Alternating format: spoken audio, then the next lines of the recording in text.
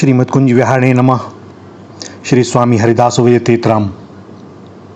भगवान के मंगलमय श्री नाम का आधार प्राणी मात्र के लिए सभी अवस्थाओं में कल्याणकारी है, ऐसा श्रुति स्मृति इतिहास पुराण आदि सबका एक सुर से कथन है कि श्री भगवान के नाम में जितने पापों को नाश करने की शक्ति है उतने पापी कर ही नहीं सकता। इतना ही नहीं, ब्रह्मांड पुराण के उत्तरखंड है ग्रीवागत संवाद के तृतीय अध्याय के 16वें श्लोक में तो यहाँ तक कहा गया है कि परात्पर पूर्णतम पुरुषोत्तम भगवान अथवा तुम कुमार उत वा कुमारी इत्यादि वचनों से तद्भिन्न भगवती पराम्बा के परम पुण्य जनक केवल एक ही श्री नाम में जितने पापों का विनाश करने की शक्ति सन्निहित है उतने पाप चतुर्दश भुवनों के अंतर्गत निवास करने वाले समस्त प्राणी मिलकर भी नहीं कर सकते। कहो कहा लगी नाम बड़ाई, रामु न सकहीं नाम गुण गाई। भैया, लेकिन कुछ लोग कह सकते हैं, वो कह सकते नहीं, कहते भी हैं कि मिश्री मिश्री कहने से मुख मीठा नहीं होता।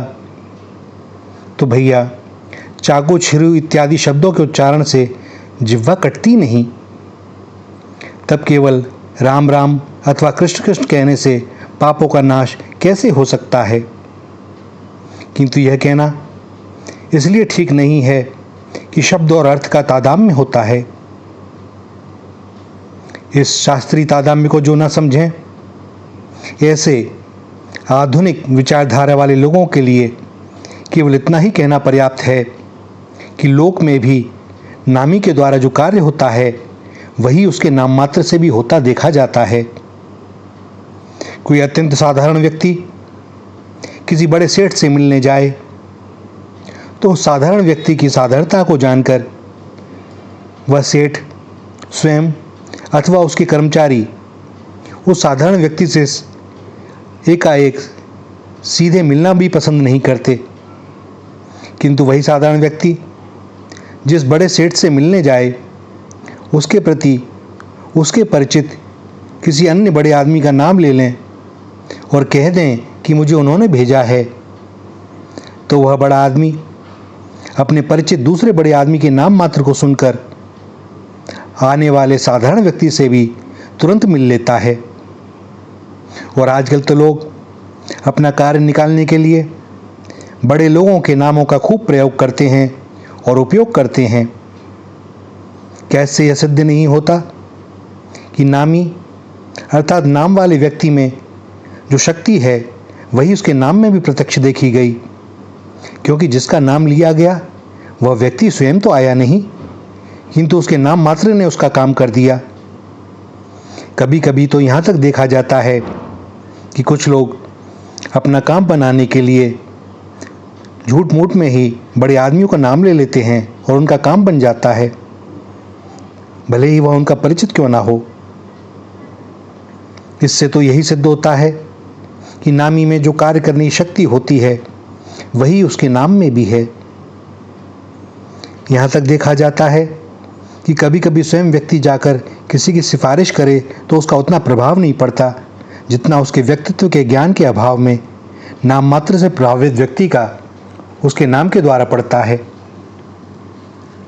इस प्रकार जब इस लोक में ही साधारण लौकिक मनुष्य का नाम उतना काम कर देता है जितना कि उस नाम वाला व्यक्ति, तो पाप नाशक भगवान के नाम में भी पाप को नष्ट करने की शक्ति है, ऐसा मानने में क्या असुविधा है। ये समझ में नहीं आता। झूठ मूठ नाम लेने पर भी काम बन जाता है। इसीलिए शास्त्रों में येन के इन प्रकारेण संकेत में, परिहास में, लीला में, हेला में लिया गया भगवान का नाम भी पाप नाशक बताया जाता है। आज के नानाविधि संतापों से ग्रसित संसार के प्राणियों के लिए भगवान नाम के सिवा और दूसरा अपनी रक्षा का सहारा भी वास्तव में देखा जाए तो क्या है।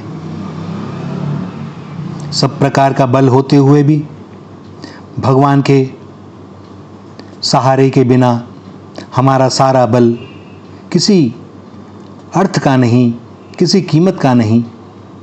भैया, भगवत बल ही बलवानों का भी बल है और निर्बलों का भी, और निर्बल का तो उनके अतिरिक्त दूसरा कोई बल है भी नहीं। और इसीलिए कहा जाता है कि निर्बल के बलराम, क्योंकि उसका तो जगत में और कोई सहारा है नहीं। धनवान को तो कुछ अभिनय धन का भी अभिमान है, किसी पदाधिकारी को अपने पद का अभिमान है, किसी और को अपने कुल और वंश का अभिमान है कि भैया मेरा तो काम हो जाएगा। लेकिन निर्बल क्या करे, साधारण क्या करे? और उसके पास तो एक ही बल है, भगवान नाम का बल। और देखा भी जाता है कि भैया उसके कार्य शीघ्रता से संपन्न होते हैं, जहाँ अन्य बल कई बार धरे के धरे रह जाते हैं। यह तो लौकिक जीवन की बात है। तो कभी भी इस बात में संदेह नहीं करना चाहिए कि भगवान का नाम क्या करेगा।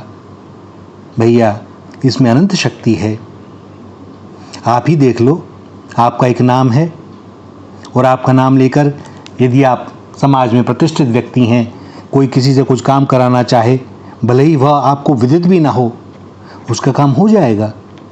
भले ही वह झूठ मूठ कह दे कि मैं उनको जानता हूँ, और दूसरा व्यक्ति संकोचवश इस बात की खबर भी ना ले कि वह आपको वास्तव में जानता है कि नहीं।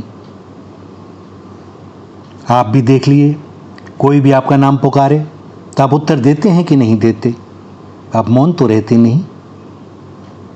बाजार में भीड़ में भी हो सकता है आपके नाम वाला कोई दूसरा भी हो, लेकिन अगर कोई दूसरा अपरिचित व्यक्ति भी नाम लेकर पुकारता है तो आपकी दृष्टि सहसा उस ओर उठ जाती है, कौन पुकार रहा है? यह तो हम जैसे साधारण जीवों की बात है।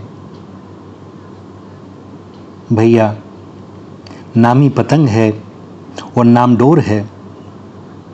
अगर नाम रूपी डोर आपके हाथ में है तो पतंग कितनी ही ऊपर आकाश में क्यों ना हो, आपका उसके संपर्क बना हुआ है।